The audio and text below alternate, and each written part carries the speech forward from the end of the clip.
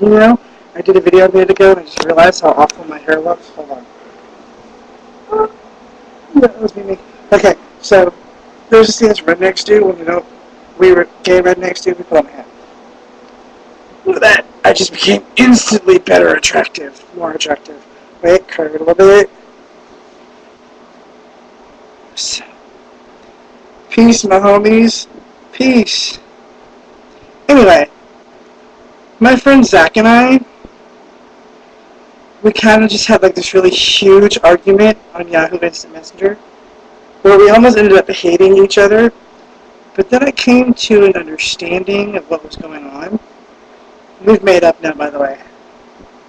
And,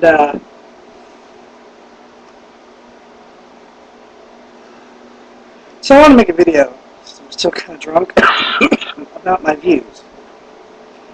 I'm a deist, which means I believe in a higher power, but I don't believe that he, she, or it wrote down an instruction manual thousands of years ago. I believe that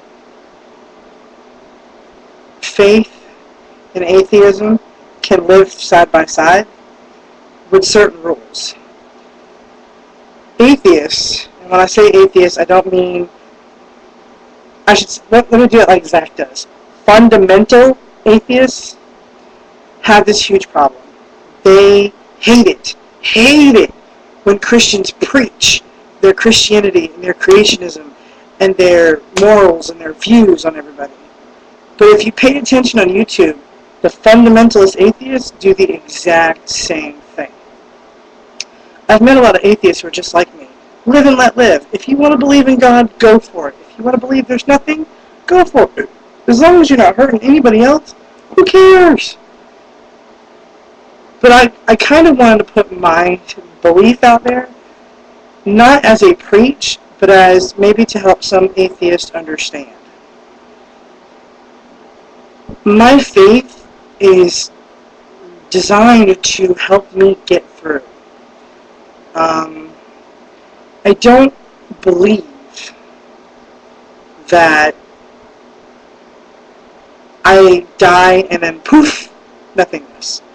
I believe I have a chance to see, for instance, my father, who's passed away 13 years ago, I think, 14 years ago. My mother, who is still alive, but one day she will pass on, and when she does, I have the hope and the belief that I'll see her again. And there's also the hope and belief that there is somebody out there keeping an eye on my back for me.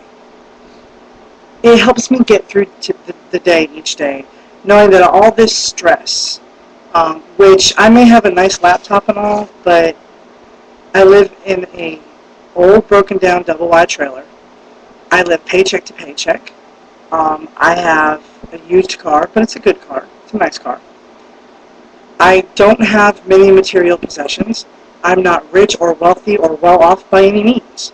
I struggle every day. And my faith is part of me saying that even through all of this, at the end of this journey, I have a higher plane of existence and an existence with all my family members to look forward to. That's really what my belief is for. My belief is not for me to go, if you don't believe what I believe, you're going to hell. You know, if you don't do what I say, you're going to hell. If you don't do things the way I do them, you're going to hell. I don't believe in that. Hell is your own personal choosing. Heaven is your own personal choosing. Whatever you want to believe heaven and hell is, or if you're an atheist and you want to believe there is no heaven and hell, more power to you. You have that right. And I would never judge somebody or put somebody down for believing that. But what hurts me is when these fundamental atheists get on YouTube or any other media format and tear down my belief and tell me that it's destructive and that it's hurting this country. No. Telling somebody their belief, no matter how stupid you may feel it is destructive and hurting this country. My friend Zach is an atheist, ZackHammer on here. He believes that one day he's going to die and go poof, and everything's gone. And guess what? I'm going to say this to the fundamentalist Christians. As human beings of logical thinking in mind, we have to be prepared for the fact that maybe Zach and his fellow atheists are right.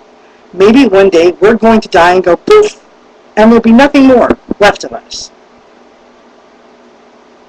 But we have to let them have that belief.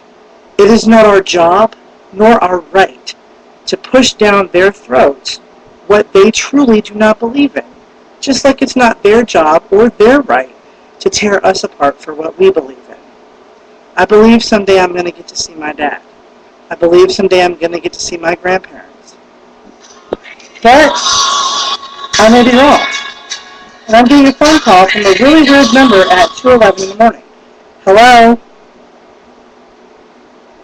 Hello? Hello? No clue who it was, and I'm not going to worry about that. I think the problem with Christianity, fundamentalist Christians and fundamentalist atheists, is that they don't know when to just let bygones be bygones, see each other's side, and be done with it. I, honestly, without a doubt, believe that we can all coexist and get along. I have no doubt that as a gay man, I can date a man who is an atheist. No problem with that. And the reason is simple. He has his beliefs, I have mine. We may get along in that aspect, or we may not. But that doesn't mean that we should be together, or that we should get along with each other. It just means life is life.